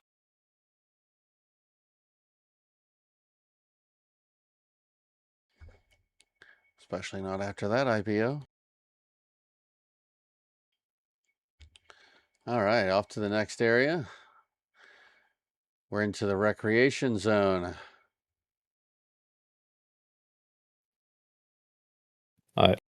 This just reminds me of a prison yard, but go ahead. it really kind of does, honestly. I mean, it's basically going to be like all concrete as well. As we can see, Looks they're concreting all this in, except looks for like a little strip around the outside. Is the glass in? It looks like there's a reflection. Yeah, there's definitely glass on this one. I don't know if all these other ones are glass, but I do know No. that in the paddle it does have to be. Yeah, exactly. It's designed for that sport, so we can kind of rule Right. out the other ones being that. I'm Yeah, assuming pickleball below that or something to that effect, or tennis or whatever they're gonna do. that would be this one, right?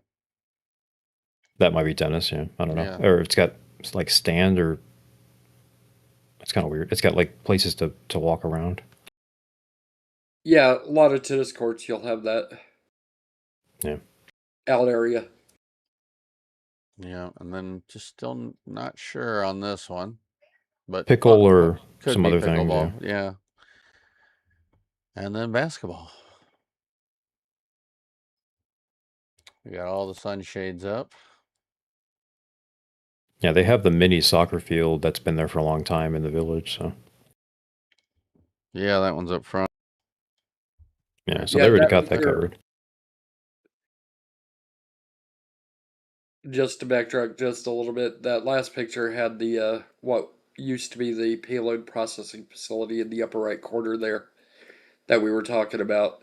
And yeah, I don't think that's going to actually be used for that anymore. They've pretty much turned it into a fabrication building. Yeah, they've cut off the back door to it too. I forgot about that. It's weird. That was actually in notation. It was called the skiff in tabs reporting for the payload processing on there, but we have not seen any whatsoever reports for that new Huddleston site. Right? I have a feeling all that paperwork is going to pretty much drop that we're waiting for all about the same time. Yeah. And then we got a view of Starship Park while we're in the village. And a little bit more concrete going on down here. And a very interesting shaped cutout in this bit of concrete. Yeah, definitely. I'm not sure what to make of it still.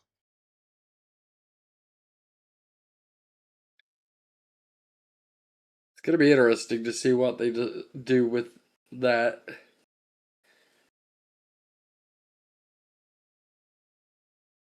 The whole thing, they're just keeping everything such a mystery, basically. Right? But the only thing that I've surmised is they're going to put B12 horizontal in the very front. That's about the only thing I can see right now. Yeah, ever since that walk first concrete pathways started being formed, I was like, oh, yeah, you put the booster horizontal up front, and that way people can just walk the full length of it, see it up close. I do wonder what they're going to do as far as having a wall or bollards or something here. Because I mean we do have this nice brick wall along the backside, but then it's just regular kind of construction fencing almost around the whole rest of it. And since they did put in this wall to keep people from being run over, what do we think they might do out front here? Maybe just another one? Yeah, it wouldn't surprise me if, in the end, once most of the construction is done, and if the vehicles are moved here, then once the vehicles are in, then they build the walls around it. Yeah, because I mean, there's nothing stopping somebody from coming up over that curve pretty easily. So I would imagine, yeah, they've got to put another wall in here. That or they put in a bunch of trees, kind of like here, which I would like to see that more than a brick wall. Yeah, yeah. They may even put in some of the shrubbery Right. along the front, so they're not blocking the view from the highway.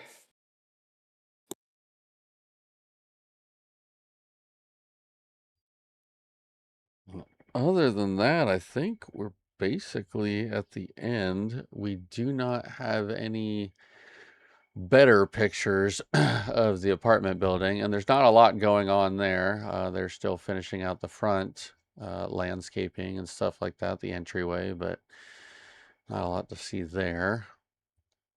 A little bit of movement as far as the cooling towers and stuff with the ASU. Let me download those real quick. Yeah, the building for the ASU is going quick, and the new one, I should say, and the tower base work at Pad 1 for the drawworks is moving along nicely. It really is. Yeah. And I'll double check to see if we have any more pictures here in just a second. And big shout out to Michael S. $50 PayPal for saying next flight fuel. Thanks so much for that. We really appreciate it. We can zoom around on the map too if you want. Make sure we got everything. Yeah, we can definitely do that. We don't have any more updated pictures just yet. And we can talk about the ASU a little bit too. Yeah, so we're just seeing the building starting to go up for the cooling. Basically, they've kind of finished off all the conduit work. Got that all covered up. Now it's time to run some electrical and do all that stuff. Working on the intakes and everything, which is actually kind of neat. Again, for that human for scale type of thing. You can see these things are so big that you can actually just walk. Got a door right on the side to walk right into them. Yeah, we saw deliveries. Oh, good. Oh, I was just gonna say when we saw those on the back of the truck, they looked big, but this is definitely a better scale. Yeah, we saw deliveries of what we think is going to be the insulation and or the filter for this. Either this or there's also frames on the bottom right that the filters might be going into. Yeah, those they have little pocket doors on the sides of them that you can open and kind of like slide in or access them like you would like an HVAC. And then of course above that we have almost looks like plastic, but I'm sure they're metal louvers. So it's interesting. We haven't seen these go anywhere yet. It could go behind the metal louvers that are in the top of these buildings to make a filtration system to have louvers in and out inside of the building, or they could be part of the system that's going to be the water chillers. So have to wait and see where they end up at.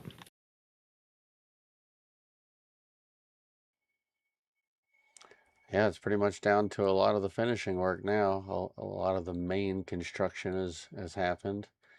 Now it's just kind of connecting everything together. Yeah, still waiting on the directional boring or closing off the road and digging a trench or something to get the pipes over. At some point, gonna have to do that. Yeah, we'll figure that out when it comes down to it. When we're producing it, it's just dumping Right, out. Exactly. When we flick the switch, then we'll figure it out.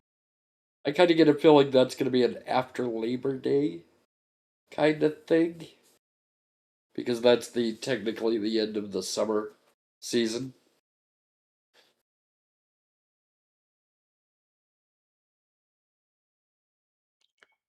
Yeah, I mean, I can only imagine just how brutal all of this work is in this heat.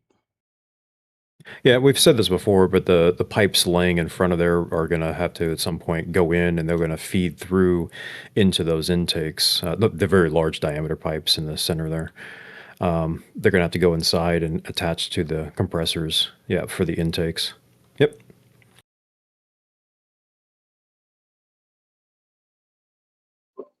Matt, real quick, which images were you still pending? Oh, no, it's just some of the other ones we could have gone over a little bit of Massey's and launch site and stuff. But it's not a big deal because it's not really the scope of this show. Oh, okay. I was just making sure. Yeah, we appreciate it. But yeah, that's basically it for this evening. Relatively short show. You want to check the map real quick? Oh, yes. I'm pretty sure we're good. Got all that.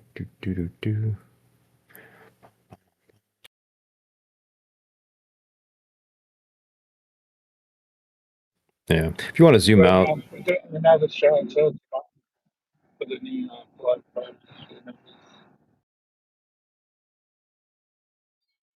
Who's hot micing? Steph was asking about the show until tomorrow, I guess. I don't know. I'm just sorry, we're doing the show until tomorrow. Oh, yes. We are doing a show until tomorrow for those pictures. Yeah, if you want to click on the Lind ASU real quick. Don't have a recent one, but that's just kind of, I know we keep referencing it, so I thought I'd throw it on the map real quick. Well, we do so we do know. see it from a distance from time to time. Yeah. It's not like it's changed since, was that March or something like that? Right. Yeah, March 20th. If you want to zoom way out, we can go check out KSC, or we can leave it for later. Oh yeah, we got a that's cool. Yeah, that's cool. Yes, please. Sneak peek. Yeah, just a sneak peek. Nothing doing here except for some stuff. Obviously, a little bit while ago we did this, and it's obviously a lot of changes. They were just flying on this thing, especially the tower. We've seen the famous bag weight test. Yep. We've seen all kinds of tests with the farm. We've seen the deluge test. The other thing I was going to point out real quick, just so everybody is aware of how we should be doing things at Starbase. If you zoom in on the cryo tanks real quick.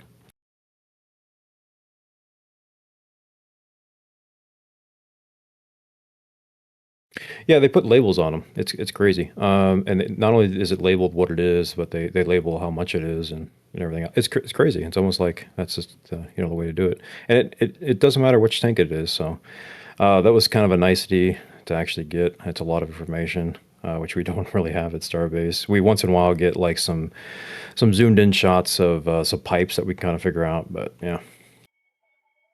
Now that's interesting. Look at them going and setting examples. Yeah, I mean, as far as the tanks at Starbase, normally if we're lucky enough to have one of the ground photographers out while one's being transported, that's about as close as we get to getting that info. Yeah, of course, this is 39B. Interesting thing about this, they were just redoing their little flame trench, little plates. You can see them up to the top right. Of course, they're getting ready for Artemis 3. SLS is being built in the VAB, and getting everything squared away here because they have some pushing timelines as well. They're trying to get everything accomplished.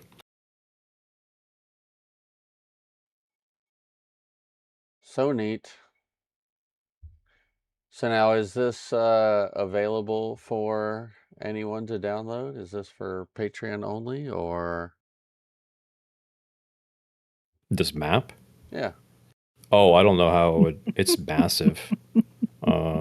I think we should probably make it workable, and then we can give that for Patreons, sure. Sounds like a plan. Did you see the ruler? Nope. The ruler's pretty good. Yeah, I think How do you we'll like tweak the plane? this. That's the tweak best this part. and- Why are you busting in on the show? What do you mean? I came in just at the end when you're ending. That's perfect timing. At least I didn't say giggity. Giggity. Yeah, Matt was in Japan saying giggity too. Those cross-distance giggities. Yeah. Round the world giggity.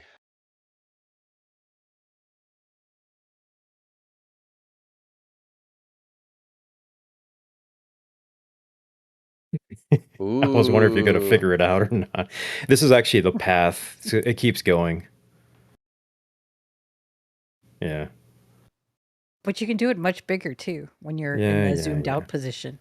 Well, you, It's yeah, fine. yeah, yeah. I mean, So we will definitely tweak this, and I think at some point we can just release a version. Obviously, you'll only have that week's whatever we have in it at that point. It's a offline, if you will, website at that point. Very cool. Yeah, I think people will get a kick out of it. That's for sure. I know I have. All throughout the show. Huh? It's been fun. So yeah, speaking of, we're basically done. So I want to thank Event Dudes for all of the incredible information that you bring each and every week, and all the unbelievable research that you do. You're welcome. I'll be doing more research. Just a heads up, everybody, that we're expecting the land to be released from the land swap for Massey's area and everything else. We're expecting that here in a couple days, pending the lawsuit and what the judge has to say. So we'll be on the lookout for that. And of course, there's always going to be updates that we're going to be on the lookout, and all the research that I'll do for more updates as well. We really appreciate you. And Darth, thanks for coming and hanging out and being part of the group. A pleasure to be here as always, and I'll be seeing people Thursday again. What do we got going on Thursday? drive We by. have a Oh, that's the drive-by. drive-by. Gotcha. Okay. Yeah, we've got full weeks going on. So Yes. yeah, tomorrow, Wednesday, is going to be the show and tell for the flyover that happened today. Then you got the drive-by on Thursday. Then we've got another flyover on Friday with a show and tell either Friday night or Saturday, and then weekly on Sunday. So just absolutely jam-packed week. Real quick, I just wanted to jump in. I know you mentioned it earlier, but just for the chat, most of these images that you were showing today, they were taken like a few hours ago. For people that tuned in towards the end. So this is like the most updated we have, and we do want to get like feedback of from the public on what they think about these mini flyovers where we just cover Massey, Sanchez, and Bilte. But I got carried away. I took more images than I probably should have. But I'm not. If I see it from like my window, I'm gonna take a photo of it. We're not So, complaining.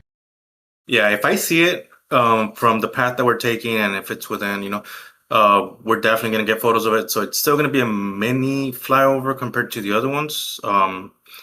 But yeah, we want to know what you all think about doing these moving forward. Maybe one on Monday and then the other one on Friday, preferably, to have a good 5-day gap between them. And other than that, yeah, we're going to be really busy. We have a lot of stuff, a lot of flyovers, live streams. We have a lot of stuff.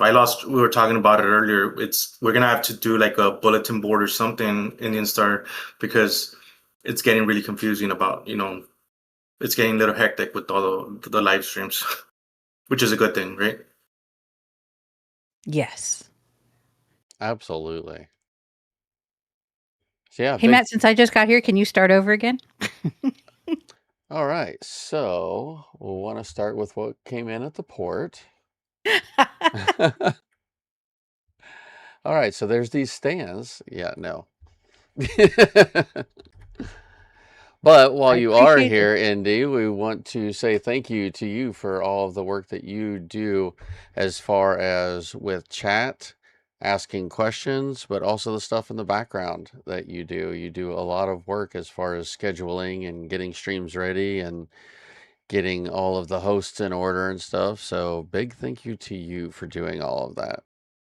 It's always my pleasure. Thank you. And Steph, we know you're back there, so thank you for all the hours and time that you put in as well.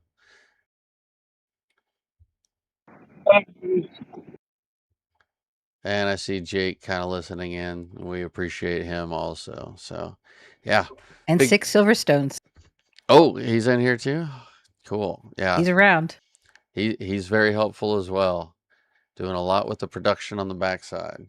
So, yeah, after that big fat thank you fest, we're going to go ahead and get it out of here, and we will see you guys tomorrow for show and tell, or Thursday for the drive around. So with that, love, peace, and chopstick rail grease.